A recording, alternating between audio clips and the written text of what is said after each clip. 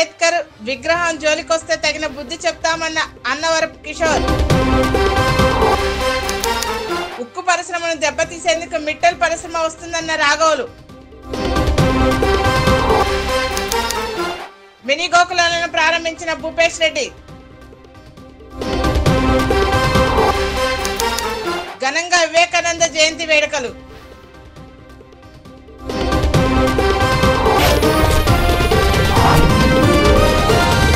కృష్ణా జిల్లా విజయవాడలో APCC round table సమావేశం జరిగింది. ఈ సందర్భంగా కాంగ్రెస్ పార్టీ పీసీసీ అధ్యక్షురాలు షర్మిల మాట్లాడుతూ అంబేద్కర్ అవమానించిన అమిత్ షా రాజీనామా చేయాలని డిమాండ్ చేశారు. దేశ చరిత్ర మార్చాలని బీజేపీ కుట్ర చేస్తుందని విమర్శించారు.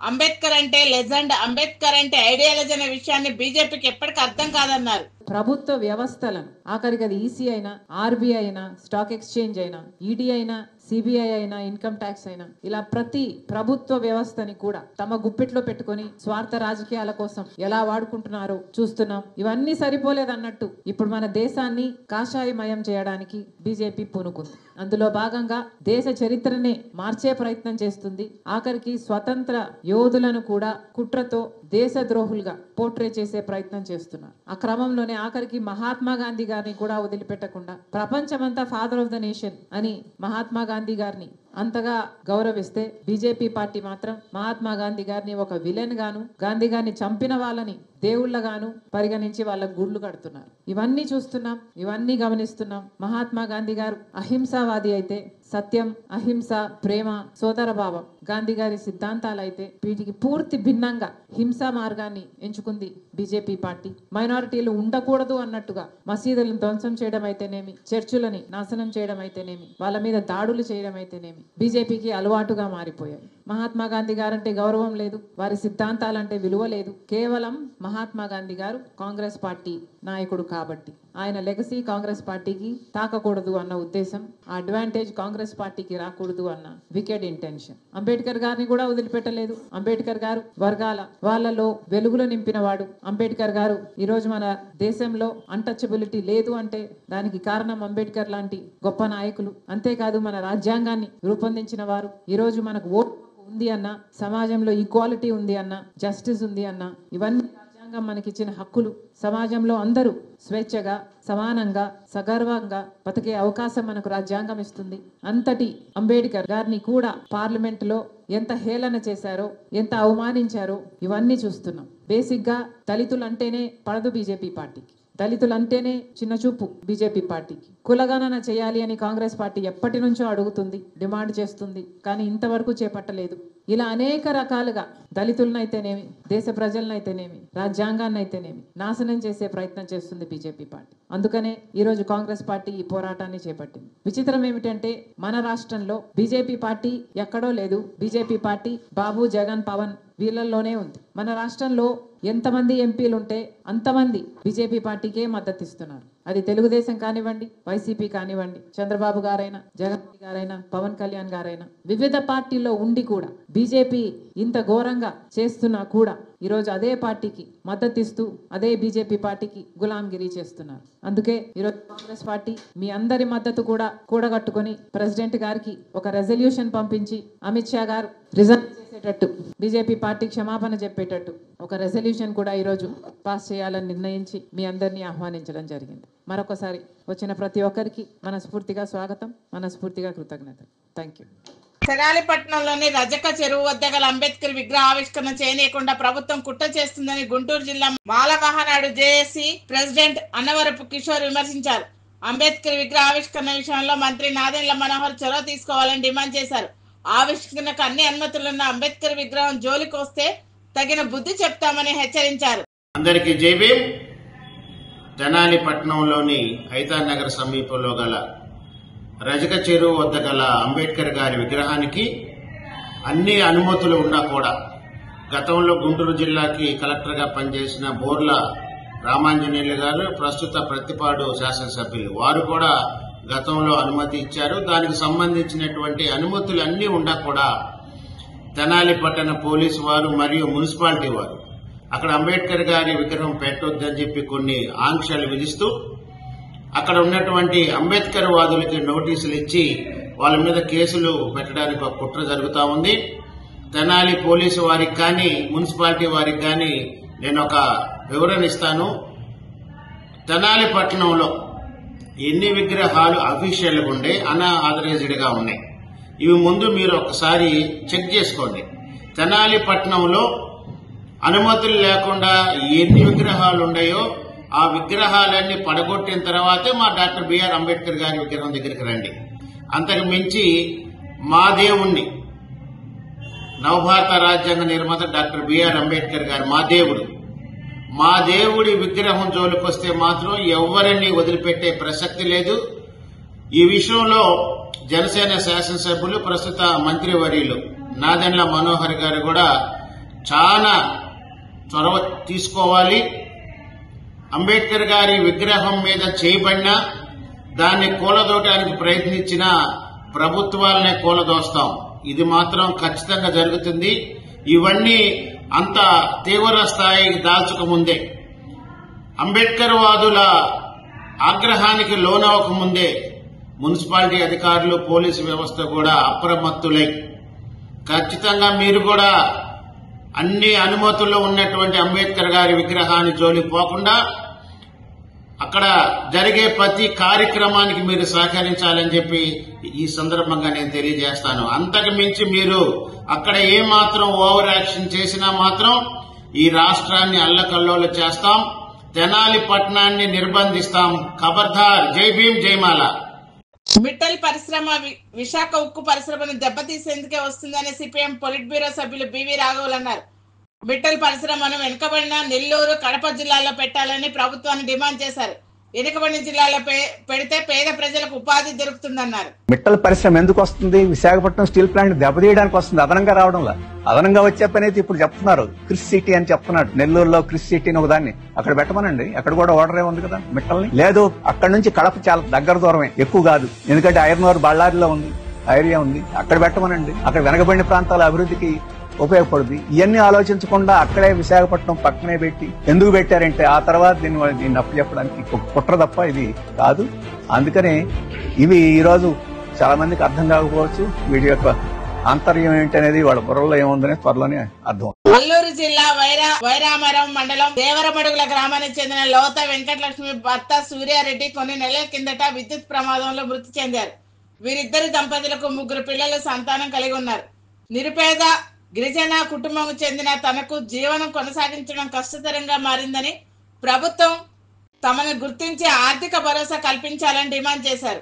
మాది వైరావరం మండలం దేవరమడుగు.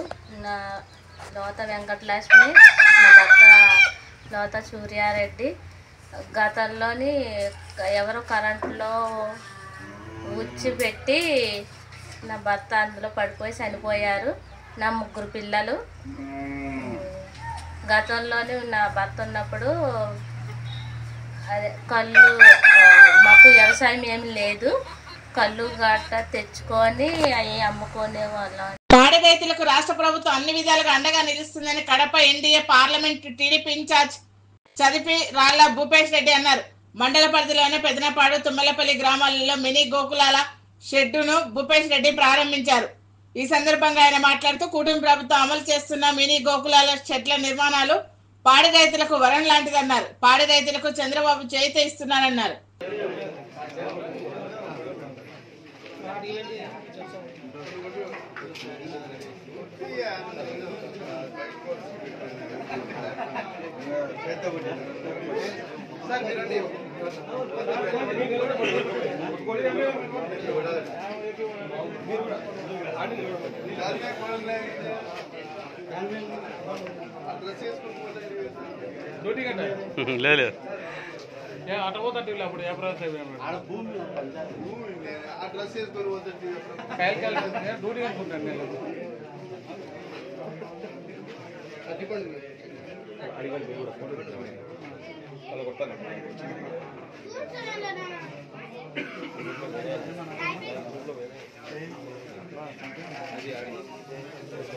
అరకులయ అనంతగిరి మండలం బీపోల్ పంచాయతీ సలియాపల్లి గ్రామం వద్ద 13 ఎకరాల ప్రభుత్వ భూమిని నగేష్ ఆక్రమించుకుంటుంటే అడ్డుకున్న జ్యేష్ఠ వెంకటరమణపై నగేష్ అనుచరులు హత్యాయత్నం చేయడం దుర్మార్గమని ఏపీ ఆదివాసీ కాంగ్రెస్ కోఆర్డినేటర్ తెలగంజి సోమేశ్వరరావు అన్నారు.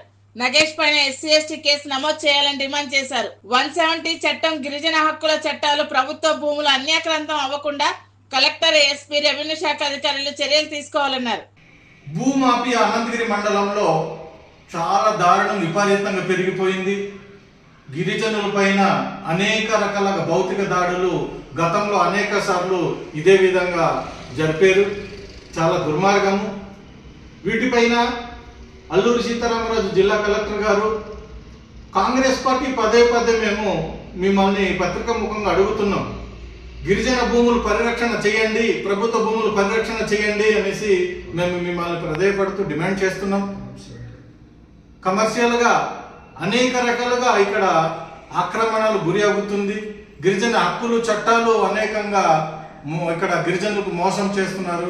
1/70 చట్టం ఉన్నప్పటికీ కూడా ఎటువంటి ఉపయోగం లేకుండా పోతుంది. అనంతగిరి మండలంలో జరిగిన సంఘటన చాలా దురదృష్టకరం. అక్కడ అనేక భూమాఫియా జరుగుతుంది. జిల్లా పోలీస్ ఉన్నతాధికారులు, ఎస్పీ గారు అక్కడ కలుగజేసుకోవాలి, భూమాఫియాన్ని అరికట్టాలి. జిల్లా కలెక్టర్ గారితో అక్కడ విచారణ చేపట్టాలి. కాంగ్రెస్ పార్టీ ఒకటే కోరుకుంటుంది, గిరిజనులకు ఎప్పుడు అన్యాయం జరిగితే దాన్ని తీవ్రంగా ఖండిస్తుంది. ఎప్పటి నుండో ఇందిరమ్మ గారు ఉన్నప్పటి నుండి, ఇందిరమ్మ రాజ్యం ఇంటింటి సౌభాగ్యం, ఇందిరాగాంధీ గారు ఉన్నప్పటి నుండి మనకు అనేక హక్కులు చట్టాలు కల్పించింది గిరిజనులకి.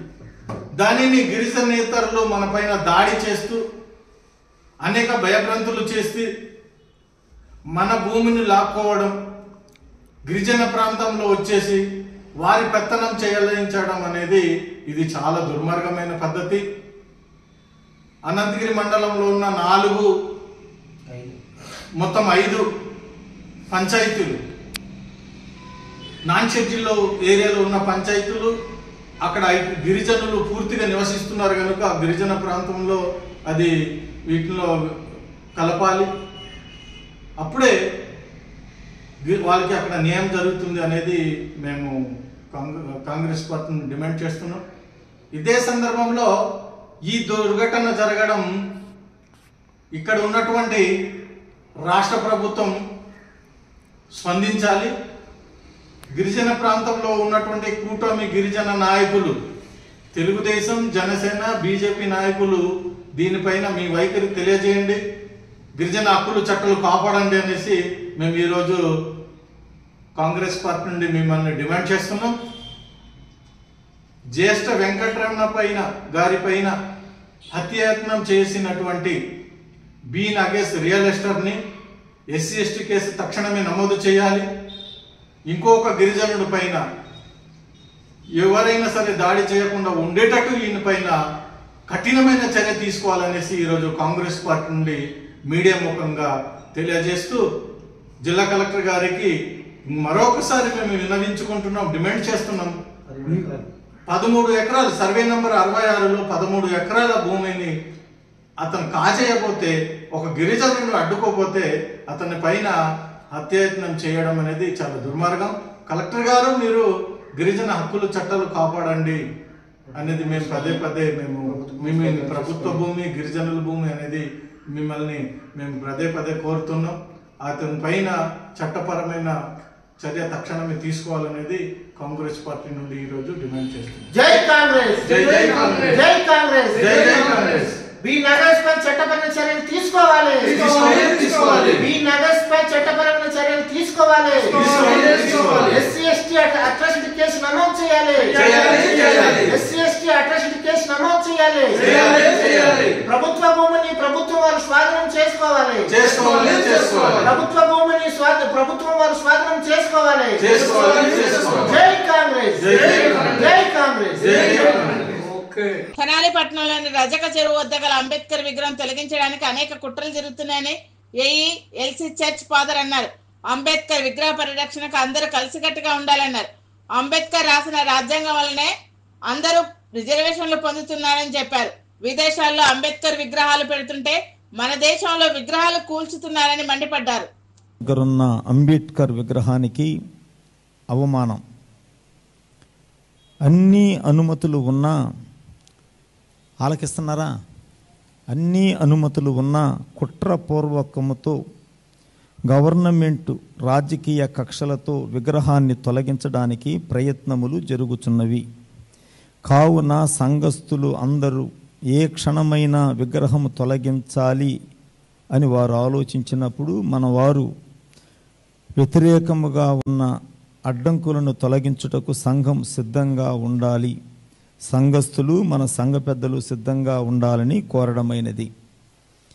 1996లో దానికి మూలరాతి స్థాపన చేశారట దిమ్మ, అక్కడ చెరువు దగ్గరున్న రౌండ్. దాదాపు ఇప్పటికీ 28 సంవత్సరాలు 28 సంవత్సరాలు అడ్డం రాల ఎవరికి. ఇప్పుడు అడ్డమైంది. దాన్ని దిమ్మని తొలగించేసి అంబేద్కర్ స్టాచ్యూ అక్కడి నుంచి తీసివేయాలి అని ప్రయత్నాలు జరుగుతున్నాయి. ఈనాడు చాలామంది మనలో ఉద్యోగాలు అంబేద్కర్ రాసిన రాజ్యాంగాన్ని బట్టే పొందారు. ఒక ఎస్సీలు కాదు, బీసీలు, ఓబీసీలు, అగ్రకులాల్లో వెనకబడిన తరగతులు ఈ రిజర్వేషన్స్ను బట్టే ఈనాడు బ్రతుకుతున్నారు. మహనీయుడు, ప్రపంచ మేధావి డాక్టర్ బిఆర్ అంబేద్కర్. అంబేద్కర్ బొమ్మ తీసుకెళ్ళిపోయి విగ్రహాలు విదేశాల్లో పెడుతున్నారు. వాళ్ళకి ఇప్పటికి జ్ఞానోదయం అయింది.